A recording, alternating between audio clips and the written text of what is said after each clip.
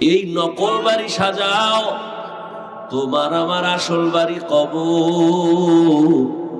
ওই বাড়িতে যেদিন ঢুকবো ওখানে যেন আমার কোনোভাবে সাপ ঢুকতে না পারে, অন্যদিকের কোনো খারাপ কিছু ঢুকতে না পারে। এজন্য এখান থেকেই ছিদ্র বন্ধ করতে হবে। নামাজের আমল দিয়া ছিদ্র বন্ধ করে দাও, রোজার আমল দিয়া ছিদ্র বন্ধ করে দাও। قال رسول الله صلى الله عليه وآله وسلم إذا وزع الميت في قبره جاء القرآن عند رأسه والصلاة عن يمينه والصيام عن شماله وسائر الحسنات عند رجليه। মাইয়িতকে যখন কবরে রেখে সবাই চলে যাবে, দুই ফেরেশতা মাথার দিক থেকে ঢুকবে, নিষেধ করবে আসবা না। কে তুমি নিষেধ করলা? বলে আমি হলাম এই মাইয়িতের আপন বন্ধু কোরআন। কি কোরআন? ফেরেশতারা আবার ডান দিক দিয়ে ঢুকবে, বলবে খবরদার আসবে না। কে? বলে আমি মাইয়িতের বন্ধু নামাজ। ফেরেশতারা আবার বাম দিক থেকে ঢুকবে, বলবে আসবে না, আমি মাইয়িতের চিরবন্ধু রোজার আমল। ফেরেশতারা পায়ের কিনারা দিয়ে ঢুকবে, বলবে আসবা না। কে তুমি নিষেধ করলা? বলে আমি মেসওয়াকের আমল, পাগড়ির আমল, দস্তারখানের আমল, জিকিরের আমল, তেলাওয়াতের আমল। ফেরেশতারা বলবে কি হালাত? আল্লাহ বলবেন এ তো আমার আশেক, এখানে আর ঢুকবা কি? ওর চারদিকে তো আমার আওয়াজ, আমার মোহাব্বতের কোরআন, আমার মোহাব্বতের নামাজ। এই নামাজ, রোজা, তেলাওয়াত কতক্ষণ থাকবা? বলে আমরা তারে এত ভালোবাসি, দুনিয়াতে থাইকা এই কোরআন আমারে ভোলে নাই। নামাজের আজান হলে পাগলের মতো মসজিদে দৌড়ায় যাইতো। মানুষ যখন ঘুমায় যায়, এই বান্দা নামাজের মুসাল্লায় দাঁড়ায় যাইত। গভীর রজনীতে আসমান ঘুমায়, জমিন ঘুমান্ত, পাখি ঘুমায়, মাছ ঘুমায়, জঙ্গলের প্রাণীরা ঘুমায়। এই বান্দা তখন যায় নামাজ বিছাইয়া আমি আল্লাহর মোহাব্বতে ডাকতো, নামাজে দাঁড়াইতো। এই বান্দা দুনিয়াতে আমাকে ভুলে নাই, আমরাও ভুলবো না। কতক্ষণ থাকবো জানো? আমরা তাকে জান্নাতে ঢুকানো পর্যন্ত থাকবো। বেহেশত আযাকে আযারে নবাশদ কসে রাবা কসে কারে নবাশু। পরকালের জিন্দেগির জন্য কি হিসাব মিলায় নিলা, কি সঞ্চয় করলা? সকাল ৯টা-১০টার সময় বাবায় সন্তানকে বলে বাজারে যাও, দুপুর বেলা ঘরে মেহমান আসবে, দুপুরের রান্না করার জন্য চাল, ডাল, মাছ, তরকারি নিয়ে আসো, টাকা নাও। সন্তান টাকা নিয়ে বাজারে গেল। ১০টা-১১টায় বাজারে গিয়া পকেট ভরা টাকা। বাজারে যাওয়ার পরে দেখে সুন্দর সুন্দর বিল্ডিং, রঙের বাতি জ্বলে, কোথাও আবার গান চলে, কোথাও নাচ গান চলে। রং তামাশার রংমহল দেখেও ধাঁধায় পড়ে গেছে। এখন এখানে খেলা চলে, ওখানে ক্যানভাসারের আওয়াজ, ওখানে সুন্দর বাতি জ্বলে। এগুলো হাঁটে আর দেখে এত সুন্দর বাড়ি, এত সুন্দর গাড়ি। দেখতে দেখতে দুপুরের সময় ঘনিয়ে যায়। হঠাৎ করে মনে পড়ছে আমারে বাজারে তো বাবায় পাঠাইছে আবার তরকারি নেওয়ার জন্য। মেহমান আসবে দুপুর বেলা, এখন আমি বাজার করতে পারি নাই। আমি যদি এখন দেরি করিয়াও যাই তো আমারে বাবায় মারবে। পাগলের মতো হয়ে গেছে, তাড়াতাড়ি সময় কম, বাজার করি। এবার বাজারে, তরকারির বাজারে ঢুকবে, পকেটে হাত দিয়ে দেখে খেলার তামাশায় বুঝে টাকাও হারায় গেছে। এখন চোখের পানি ছেড়ে কাঁদে, আমার উপায় কি? আমিও খানা পাবো না, ঘরের মেহমানের উপায় কি? আমার বাবা তো বেতের বাড়ি দিবে। আল্লাহ কয়, বান্দা, জমিনের বাসিন্দা জিনও ছিল, ফেরেশতারাও ছিল, কিন্তু মানুষ তোরে বাসিন্দা হিসাবে বানাই নাই। আমি বানাইছি আখিরাতের বাজার করার জন্য। দুনিয়াতে আইসা এখন দেখো সুন্দর সুন্দর রংমহল, দুনিয়ার মায়ায় পরে একদল। আখিরাত আছে, বাড়ি আছে, বাজার আছে, খবরই নাই। যেদিন আজরাইল তোমাকে ডাকবে সেই দিন আফসোস আর চোখের পানি পড়বে, কোনো বাজারই তো করতে পারলাম না। আল্লাহ এজন্যই বলেন, লা ইয়াগুররান্নাকা তাকাল্লুবুল্লাযীনা কাফারু ফিল বিলাদ মাতাউন কালিলুন সুম্মা মাওয়াহুম জাহান্নাম ওয়া বিইসাল মিহাদ। আল্লাহ বলেন, বেঈমান কাফেরের বানানো বাড়ি দ্বারা গুলশান দেখে পাগল হইও না, কারণ ওগুলো কিছুই না, স্বপ্নের মতো। চক্ষু বন্ধ হয়ে গেলে দেখবা কিছুই তোমার না, এগুলো সব কিছুই ফাঁকা। নবীজি কত বড় দামি, আল্লাহর মহাব্বতের আশিক, তবে আমার নবী কেমন দামি। মুসা নবী আল্লাহর আশিক, ঈসা নবী আল্লাহর আশিক, ইব্রাহিম আল্লাহর আশিক, ইউসুফ নবী আল্লাহর আশিক, নূহ নবী আল্লাহর আশিক। আর আমার নবী কেমন নবী, যে নবী ব্যাপারে আল্লাহ বলেন, আমি আল্লাহ নিজে মুহাম্মদের আশিক। সেই নবীর কোনো গুনাহ নাই। সেই রহমতের নবী যদি দোয়া করতেন, হে আল্লাহ, উহুদের পাহাড় তুমি স্বর্ণ বানায় দাও, সাথে সাথে স্বর্ণ হয়ে যাইত। নবী উল্টা দোয়া করে বলেন, হে মালিক, গরিবী হালাতে আমারে বাঁচাইও, গরিবী হালাতে মরণ দিও, কিয়ামতের দিন গরিবদের সাথে আমার হাসর করাইও। নবী বলেন, এই গরিবেরা, বড় লোকের বাড়ি গাড়ি দেখি আফসোস করিস না, এগুলোর কোনো ভ্যালু নাই। যদি আমার মোহব্বত নিয়ে কবরে যাও, বড় লোকের 500 বছর আগে গরিবেরা জান্নাতে চলে যাইবা। ওই পরকাল জীবনের জন্য সম্বল সঞ্চয় করো, সময় নাই। চোখের সামনে দেখতে দেখতে কই আমার দাদা, কই আমার দাদি, কই আমার নানা, কই নানো, আমার আদরের কত মোহাব্বতের বন্ধুরা কোথায় চলে গেল। কোন দিন যেন আমারও খাটিয়াটা রেডি হয়ে যায়। এরে আল্লাহর গোলাম, দুনিয়াটা কিছুই না, মুমিনের জন্য জেলখানা। জেলখানায় আসামি যেমন ঢুকতে চায় না, যারা আসল মুমিন তারা দুনিয়াকে আপন বানাবে না। ওরা দুনিয়ায় চলবে ঠিক, কিন্তু অন্তর থাকবে আখিরাতমুখী হইয়া। ওরা খানা খাবে, কিন্তু চিন্তা থাকবে মালিকের সম্পর্ক যেন দূরত্ব না হয়। খাইতে গেল আখিরাতের চিন্তা, ঘুমাইতে গেলে আখিরাতের চিন্তা, সর্বাবস্থা আখিরাত নিয়ে ভাববে। এ দুনিয়া কিছুই না, আমার আসল জীবন হবে আখিরাতের জীবন। নবীজি বলেন, আমার দাড়ি চুল সাদা হয় নাই শুধু মরণের চিন্তায়, আখিরাতের ফিকিরে আমার অল্প কয়েকটা চুল দাড়ি সাদা হয়েছে শুধু কবরের চিন্তা, মরণের চিন্তা। আর আমাদের তো মরণের কোনো চিন্তাই নাই। আর এই মরণের চিন্তা ঢুকানোর জন্যই তো আল্লাহওয়ালাদের সোহবত আর নেক নজর। এই মজলিসগুলোতে বসলে মানুষের অন্তর সোজা হয়, আখিরাতমুখী হয়। যারা দুনিয়া দুনিয়া দুনিয়া দুনিয়া হয়ে পাগলের মতো দৌড়ায়, নামাজে দাঁড়াইয়াও দুনিয়া, এরা চায় কি? বলে এরা দুইটা জিনিস চায়, শান্তির জীবন আর সম্মানের চেয়ার। কিন্তু খুঁজা দেখেন, যারা দুনিয়া দুনিয়া করে দৌড়ায়, শান্তিও নাই, সম্মানও নাই।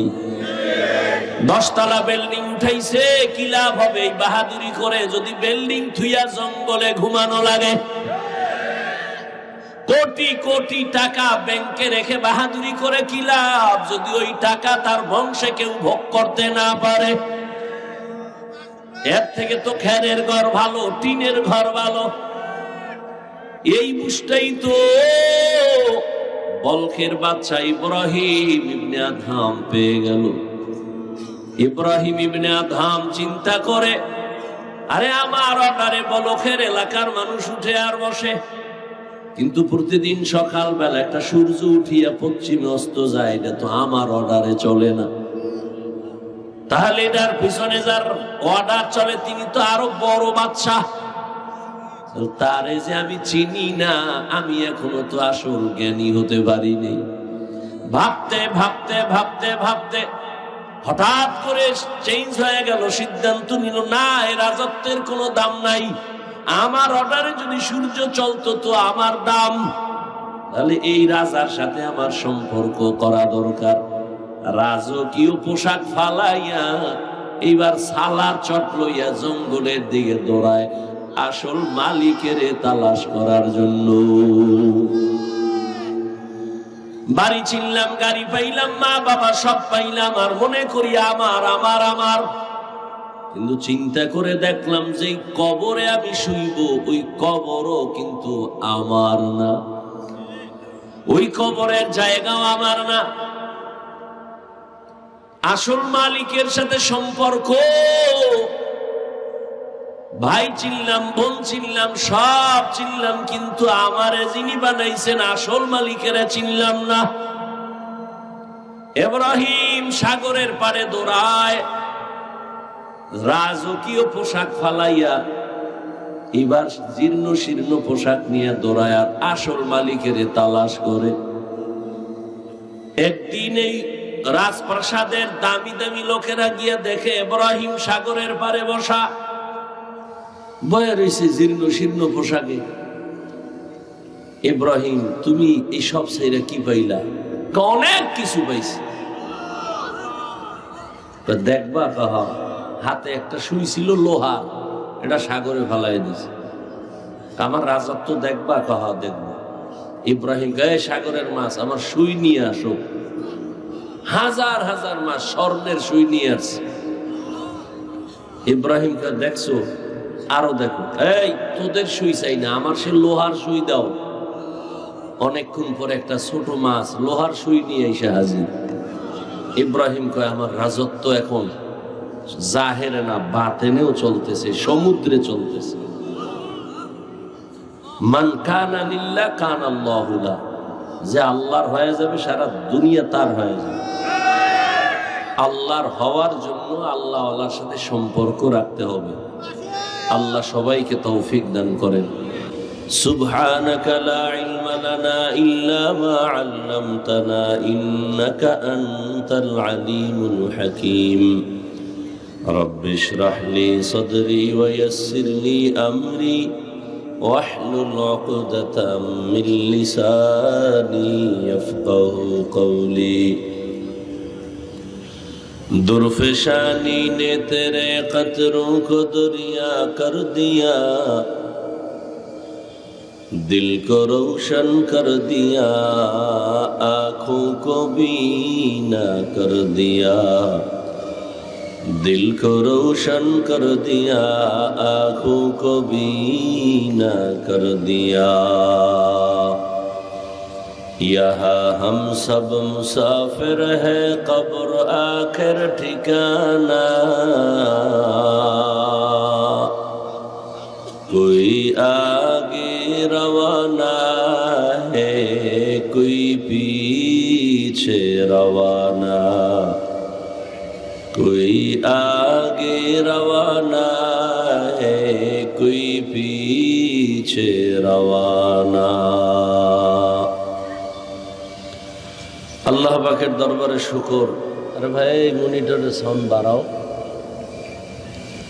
যে আল্লাহ আমাদেরকে সুস্থ রেখেছেন এবং ঢাকার প্রাণকেন্দ্র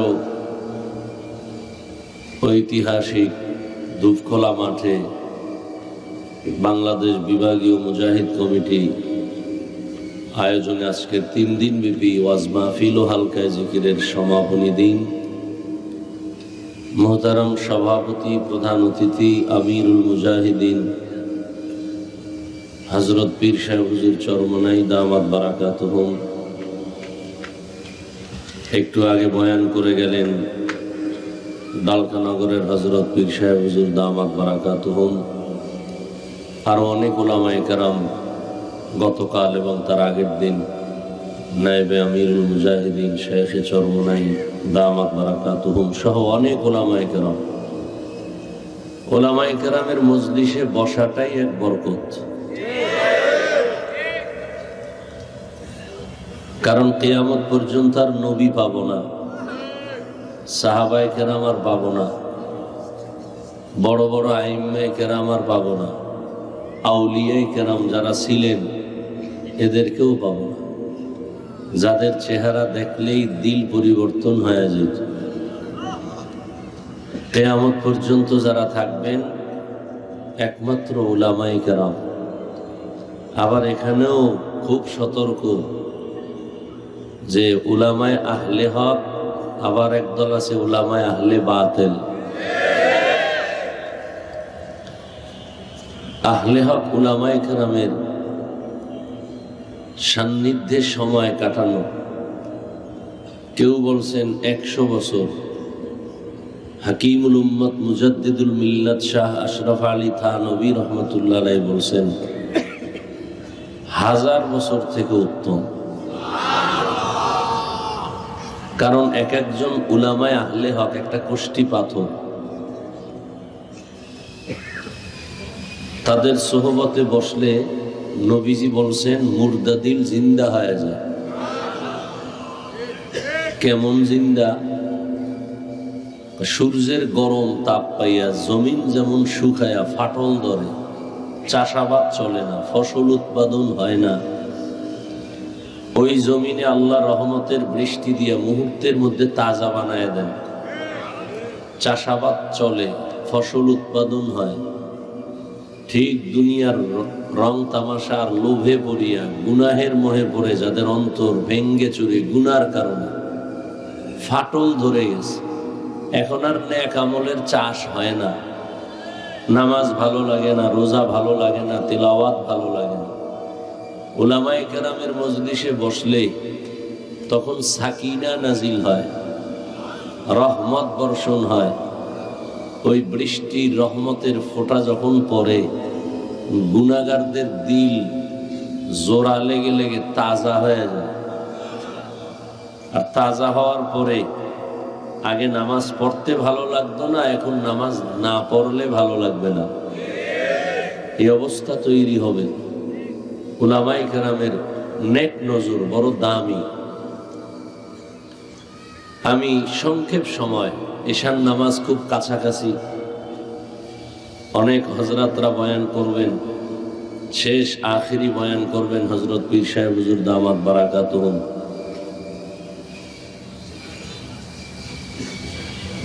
কোরআনে হাকিমের যে আয়াত পড়েছি, আল্লাহ বলেন ইয়া আইয়ুহাল্লাযীনা আমানুত্তাকুল্লাহ, হে মুমিন তোমরা আল্লাহকে ভয় করো, তাকওয়া অর্জন করো। ওয়াল তানজুর নাফসুম মা কদ্দামাত লিগাদ, তোমার সামনে একটা অনন্ত অসীম কাল আছে, জীবন আছে, ওই জীবনের জন্য কি অর্জন করেছো একটু হিসাব মিলাও, নজর দাও। ওয়াত্তাকুল্লাহ, আবার আল্লাহ বলেন আমাকে ভয় করো। ইন্নাল্লাহা খাবীরুম বিমা তা'মালুন, আমি আল্লাহ তোমার সব কর্মের খবর অগ্রিম জানি, আমাকে ফাঁকি দেওয়ার কোনো সুযোগ। নবীজি বলেন আদ-দুনিয়া সিজনুল মুমিন ওয়া জান্নাতুল কাফির, মুমিনদের জন্য দুনিয়াটা জেলখানা, বেঈমানের জন্য দুনিয়া হলো শান্তির জায়গা, বালাখানা। যত শান্তি মুমিন আখিরাতে পাবে দুনিয়ায় না, যত কষ্ট মুমিন আখিরাতে পাবে দুনিয়ায় না। দুনিয়ায় শান্তি, পরকালে কষ্ট বেঈমানের জন্য, দুনিয়ায় কষ্ট, পরকালে শান্তি মুমিনের জন্য। তো জেলখানার সাথে নবী তুলনা দিলেন কেন মুমিনকে? বলে জেলখানায় যেমন আসামি ঢুকতেই চায় না, যারা আল্লাহর প্রিয় বান্দা আশিক এরা দুনিয়া পাইয়া এই দুনিয়ায় থাকতেই চাবে না। কারণ এই দুনিয়ায় থাকলেও তার খেয়াল থাকবে আমার এটা বাড়ি না। যেমন আপনারা এখন এখানে আসছেন বয়ান শুনতে, সবার কিন্তু নিজস্ব বাড়ি আছে না? যতই বয়ান শুনেন না কেন ঘড়ির দিকে তাকান, টাইম কত, বাসায় যাব কখন, ছেলে মেয়ের খবর কি, স্ত্রীর খবর কি, আবার ঘরের তালা গেট বন্ধ হয় কিনা, তাড়াতাড়ি বাসায় যাওয়া লাগবে। না যাওয়া পর্যন্ত অন্তরের কোনো তৃপ্তি নাই, বসার মধ্যে তৃপ্তি নাই, হাঁটা চলার মধ্যে তৃপ্তি নাই।